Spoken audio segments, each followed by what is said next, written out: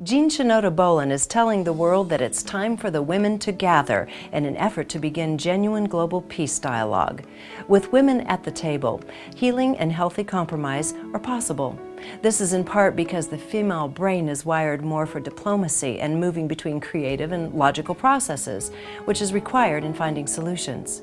As a professor of psychiatry at the University of San Francisco, her prestigious career as a feminine cultural leader has inspired many women to begin gathering in circles around the world and to make their presence known in political arenas and boardrooms to create a more compassionate and mature species through conscious parenting. We have something, as I recall, we have something like 14% of our Congress senators and House women. There are at least 16 countries where women do have over 30%. And one of the one that has more than any other is Rwanda. Interesting. 43% women. And it's women together, you know, after 800,000 people were massacred in a short period of time. And there were orphanages just filled with children.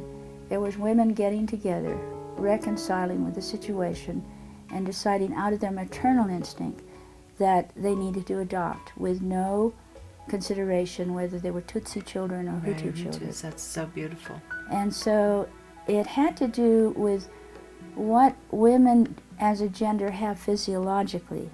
And that is one, an ability to physiologically be the more empathic gender.